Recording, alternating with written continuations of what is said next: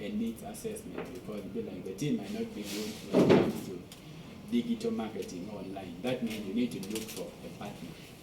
Okay, let me say normally when we have digital marketing challenges, we have our sponsor, the Innovation Village, handles that.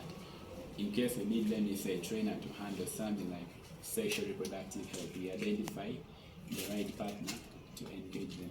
Then also you talked about in case my teenage mother or someone who dropped out of school, why are they not allowed to participate? Okay, because one is, you see, the task or the responsibility of a beauty queen, it requires a lot. Okay, at times they're going to have to travel, do things late night, and there are so many things. Okay, so at times we are not saying they can compete, but also there are other factors that we look at, because let me say if someone is breastfeeding and other things. Okay, so now then, but there are other ways in which we can get them involved in our initiative.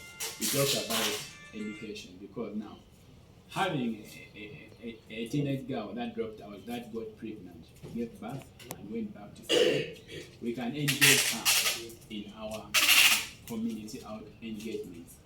They can now tell that story better to inspire other girls who are out there thinking now she's given birth, now that's the end of life. Because she can say maybe she dropped out or she gave birth, she's now back in school and she's achieving her dreams. So that means giving birth when you're still young should not deter someone from achieving her goals in life. So there is a way we can get in, we can work with them in other projects. But when it comes to Face of Gulu City, there's a lot of responsibility that comes when you're crowned as a beauty queen. But at the foundation, we also work with teenage mothers. We work with organizations that are actually working with them. So they're also in our plan. Yes.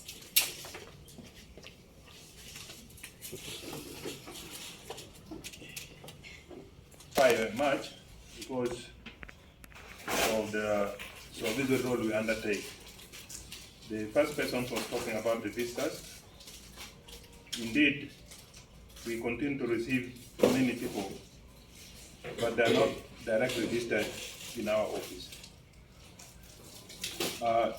Most of the tourists that come to this city make their destination to another places, like Kidepo, Maison Fall, Aru, and many places. But they will always have to sleep in towns. So basically the data that we can obtain are those data from the hoteliers, the tour operators, mainly. Besides, we also have the others who come here for studies. When they are here, they do the study, but as well visit places of interest. So specifically about the numbers, I'm unable to provide because we don't have the data directly with us. Tourism sites. While we were working with the district, the Gulu district, we did some mapping of tourism sites. But for Gulu City, mainly when people come, tourism is about visiting places of interest or for leisure. One or two places exist. The one most common one is the Gulu Cathedral, because people always hear about the magnificent building that was built using burnt bricks and mud, until of recent that they made reinforcement with cement and they changed the roofing, and now the roofing is copper, which can last for another 100 years. So those are some of the things, because of the people that were involved, the process, how long it took to build such magnificent building becomes something of interest. We don't have much for the Church of Uganda side. This is basically about history, but people will definitely want to see the contribution of the missionaries, especially in health and education sectors. Another third place is the Keikal Kwara, which people would visit to hear the stories about the Acholi people. Basically, those are the only few places. We also have interest in the Gulu, but because it is not yet developed, you cannot take people and then just stop in some banana or cassava garden for people. We need to do something which is relevant. So that one has also not been developed, but it has been mapped. Another one which at one point was of interest, this site at where the former Laro office was, there's a market in front. The British soldier who was leading the British government troop against the lamogi rebellion, who was killed at the Guru, is buried there. But that one has met a lot of distance from Keikal Kwara because in our tradition, lamoni pera barne. So totally that thing, people refuse that it should be of interest. Even the grave, other people wanted to destroy the grave away. But it still exists. But whenever whites come, they would ask that there was the British soldier who led the rebellion is buried in Gulu. They thought it could also be of interest. But the local people are totally against of that grave. So basically, we don't have much within the city, but it also will begin to develop when we have activities going on. Challenges, as usual. This is a new dynamic that is being developed to encourage local tourism. But one thing is that